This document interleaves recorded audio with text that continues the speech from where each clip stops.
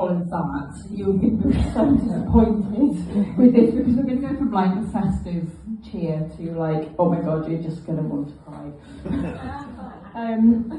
I'm autistic, and I actually really hate poetry.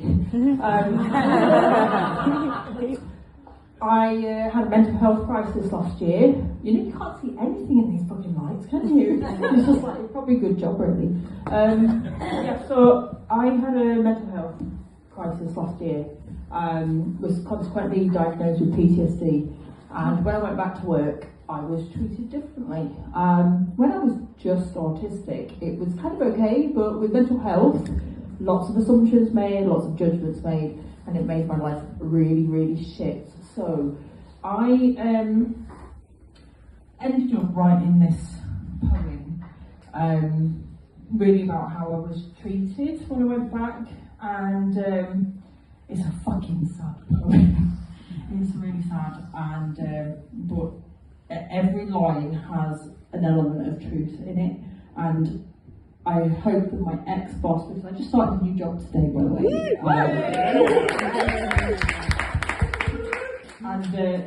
Anyway, this poem will make you realise why I ended up feeling suicidal by the end of the year. But my new boss is, and my new colleague over there, Katie, is absolutely amazing. This is how it goes. This is called Holes and Bridges. I'll just like put a little context of there. When I came back to work, I'd had 6 months off with PTSD, well, complex PTSD actually, but I went back to work, and I'm a therapist, and I won't tell you what type of therapist, because otherwise I'll end up, you know, getting into trouble with my former employer. Basically, they were talking about holes and bridges, and so the reason why somebody might be referred into our service was because they had a hole in their road, which represented the reason why they were there. So they had a problem, a big problem, and my job as our job as a therapist was to help them to build a bridge over their problem. I couldn't quite engage with this, and actually they completely excluded me from being part of this, but it still expected me to contribute to what holes and bridges might mean. So in the end, I actually told them what I thought holes and bridges meant to me, and it was met with complete silence. And you might happen again after this, especially after that poem, which was like, oh my god, that's so funny. Okay, so I have fallen into a hole so deep I've lost sight of the light, lost my spark in the dark, lost my mind from unkind words that blurred as you shouted down from the bridge unheard. Use your strategies, they used to work. We don't want to hear your negative words. You tell me to pretend I've not slipped from the edge, wedged in the mud and drowning in dredge.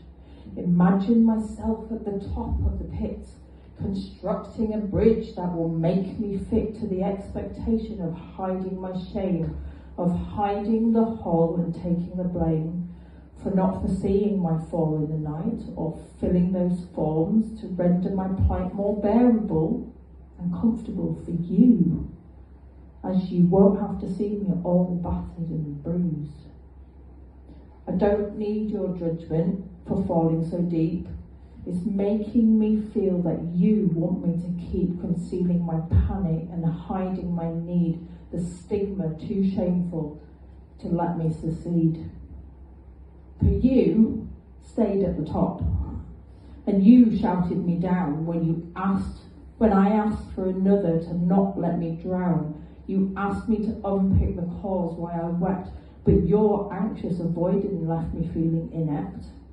And the reality is that I'm drowning unseen, and need your help to gather a team who will fashion a rope to build me a ladder and offer some hope. Reassurance does matter.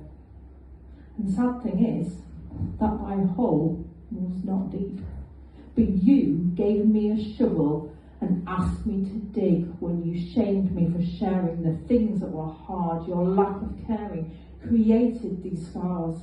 I needed a friend to climb down to this mess and help me co-regulate out of distress. I needed some comforts and old-fashioned praise to let me grow stronger and help me feel safe. You left me alone in the dark on my own. You left me to drown in the stark unknown. You left me to struggle in this stench-filled puddle till I wanted to die.